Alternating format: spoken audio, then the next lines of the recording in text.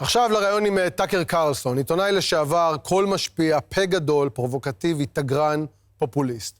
הוא חובק בעבר על ידי כל גיבורי הימין הקונספירטיבי כאן בישראל, אבל בשנה האחרונה הפך לאחד המבקרים הגדולים שלנו, של מדינת ישראל.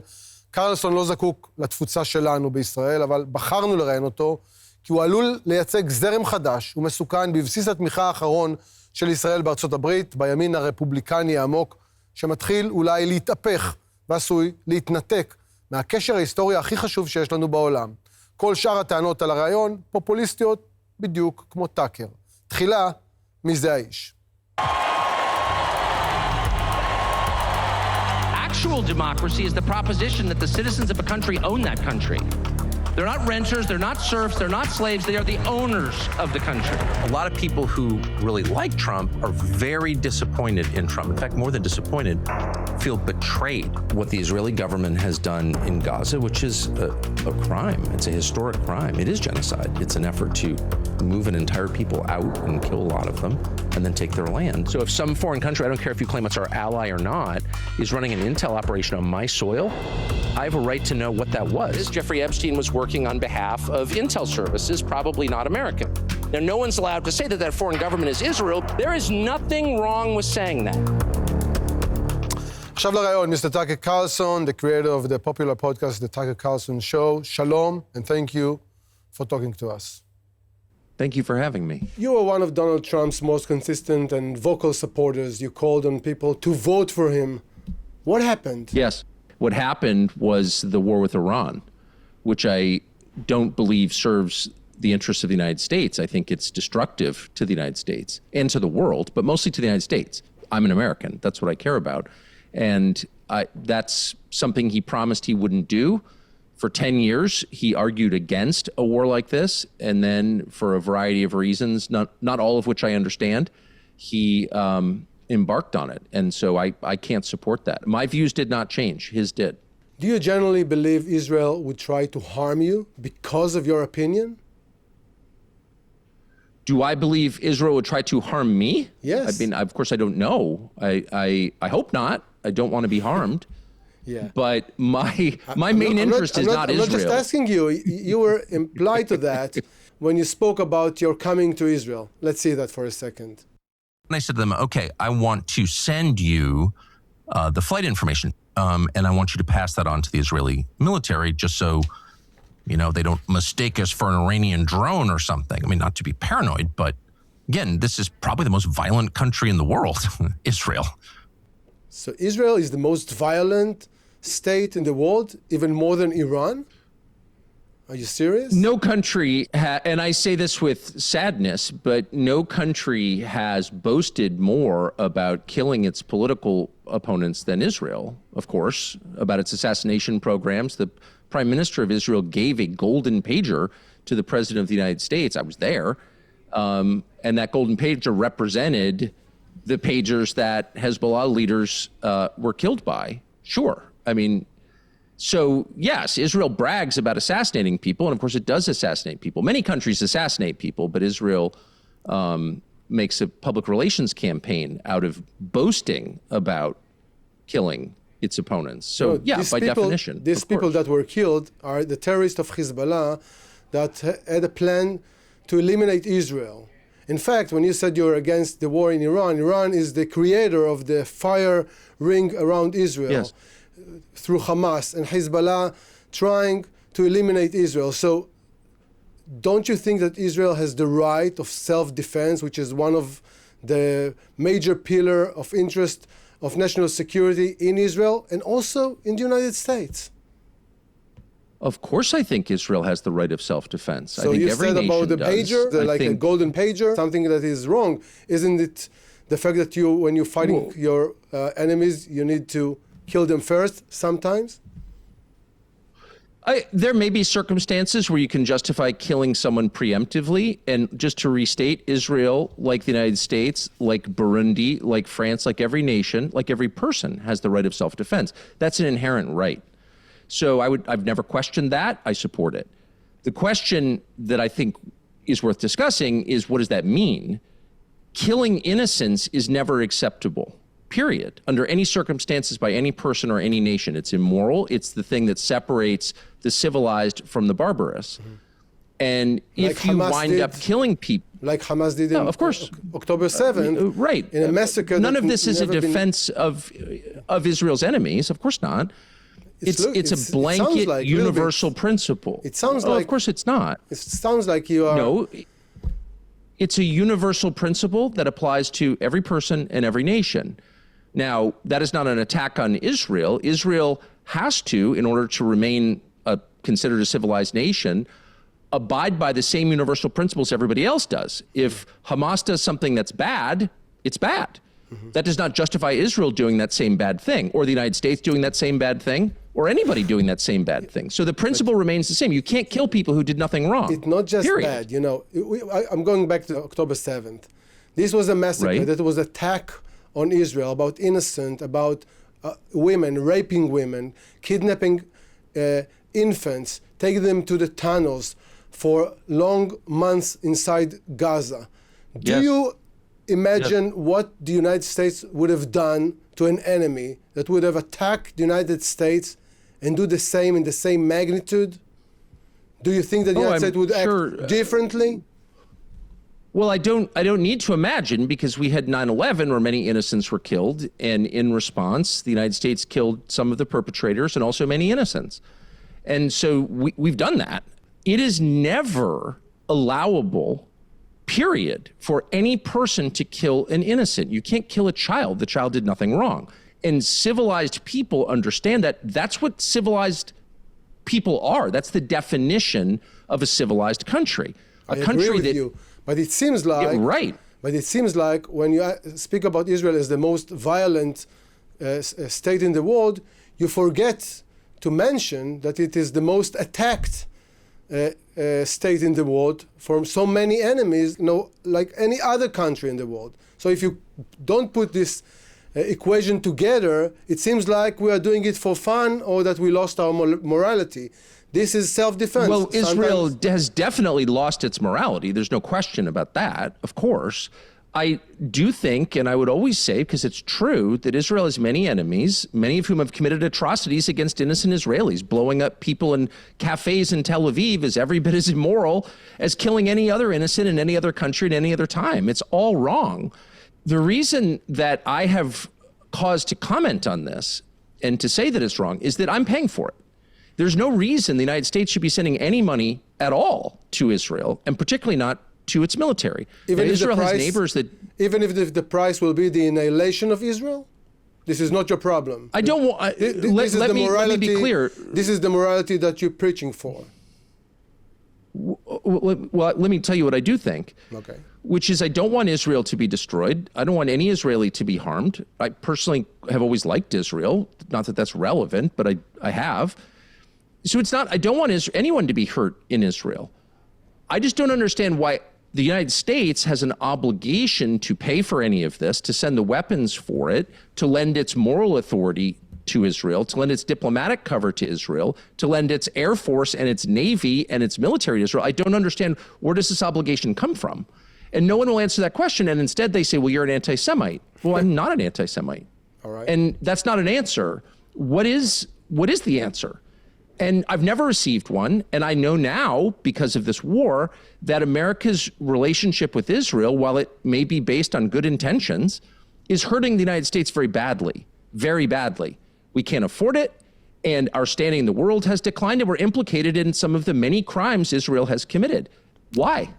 I have some thoughts about it, but I have a question. Please tell me. You accuse Netanyahu of dragging Trump into an unnecessary war with Iran. So let's think about what it actually means. Do you really think that a foreign leader can pull the president of the United States into a war he didn't want?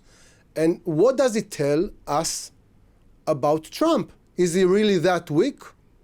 Well, I don't think that could happen. I saw it happen. I was there, and so that happened. So the question is why? And I just want to be clear, I don't primarily blame the Israeli prime minister, who I think is wrong. I think he's gravely hurt Israel. I think he's leading Israel toward destruction.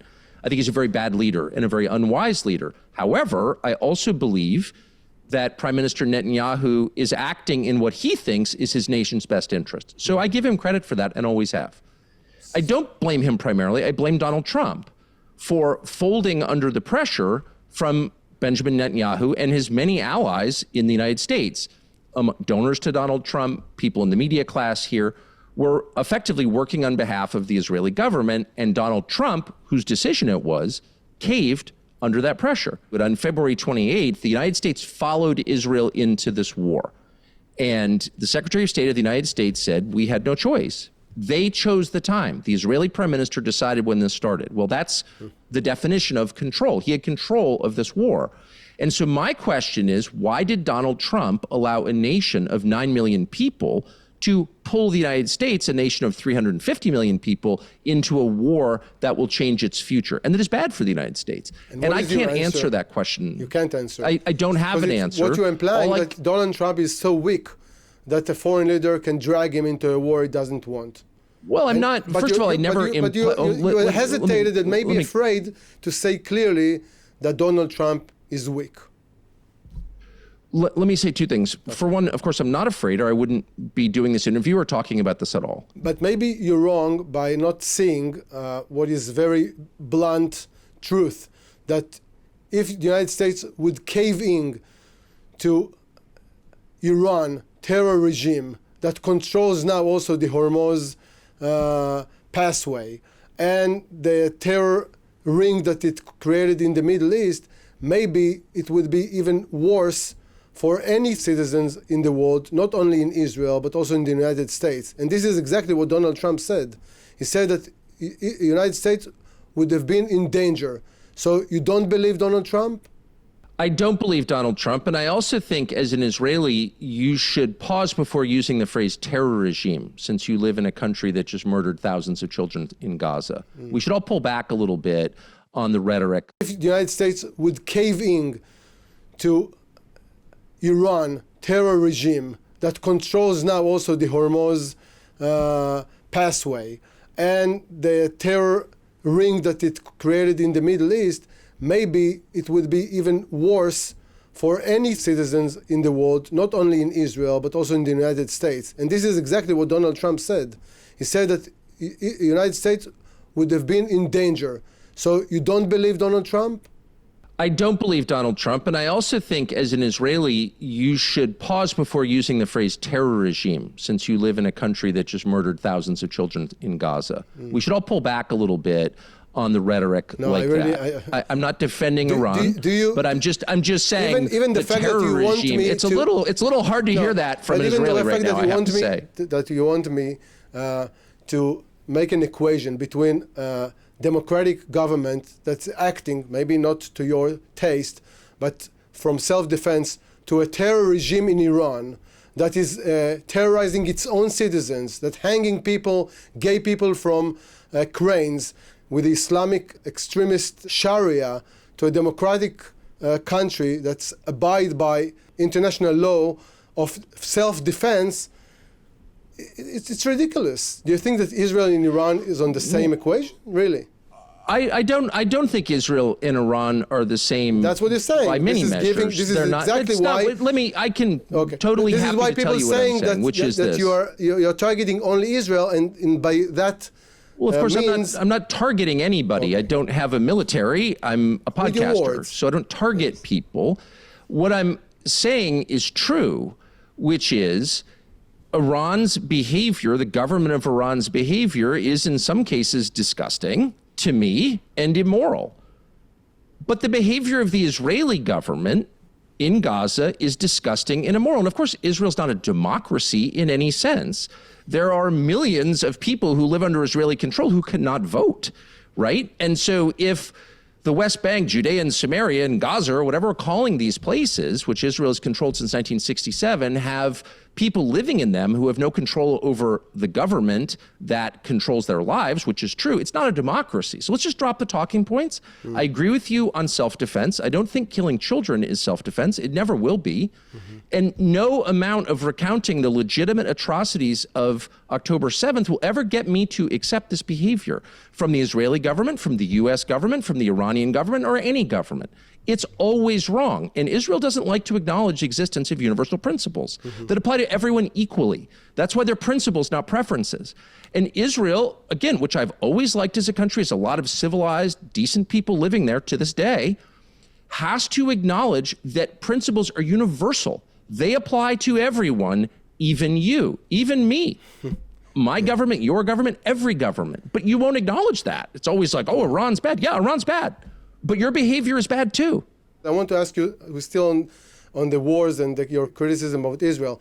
For example, in Gaza, have you actually labeled Israel as committing genocide? You said that. Ethnic cleansing. Israel's trying to take the people who live there and move them out. You said genocide. You said about Israelis, genocide, killing, about the people, killing the state of the Jews. You said we are committing genocide. Israel has murdered all these children, thousands of children in Gaza. But the real criminal is me because I describe that as genocide. Okay, it's not genocide. It's killing innocents. It's wrong. You can call it genocide or ethnic cleansing. So you're not calling it a crime, a sin, an atrocity. I don't really care. What I'm saying is murdering children is wrong. You're more upset by how I describe the murder of children than you are at the murder of children, which says a lot, I think. You raise anti-Semitism. You constantly talk about Netanyahu's influence, as you said, about powerful people pulling strings behind the scenes, about Israel's grip on American institutions. I want to ask you something directly. Do you understand why millions of Jews and Israelis, and not only they, hear that language as an echo of something very old, like the protocol of the Elder of Zion, like dual loyalty and hidden Jewish power? I am not echoing anything. I'm not implying anything. I am stating what I know to be true because I saw it and the people involved stated it out loud without shame. The Israeli prime minister pushed the US president, who turned out to be far weaker than I understood, into a war that hurts the United States. That is not an attack on Jews. Israel does not represent all Jews, despite its claims. It does not. That is factually incorrect, and you know it. And so that is not an attack on an ethnic group. I am totally opposed to attacking people on the basis of their ethnicity. That's why I'm disgusted by the way that Israel treats Arabs like animals or subhumans. I oppose that. That is immoral. I oppose attacks on Jews as Jews. That is disgusting. It is immoral. These are universal principles from which I have never wavered and never will because I believe them because I'm a Christian. I wish Israel the best of luck. I don't think the United States owes Israel anything. I don't think the United States should give Israel anything. I think we should stop all aid to Israel, all special deals for Israel. Tomorrow. Mr. Carlson, are you running for office? Do you consider running for office? I am not running for office. I have no plans to run for office. I'm starting to believe that the Republican Party does not serve the United States. And I certainly believe the Democratic Party does not serve the United States. And so I hope we have an option. I would like a democracy in the United States like I'd like one in Israel. Israel's not a democracy. The United States apparently is not a democracy either. Our government keeps doing things that people don't want. So that's not democracy. It's the opposite of democracy. And I want democracy very, very much. I want democracy too. So here's at least one point that we totally agree. Mr. Carlson, thank you very much for this interview. Thank you very much for talking to me. Thank you for having me. Thank you very much. See ya.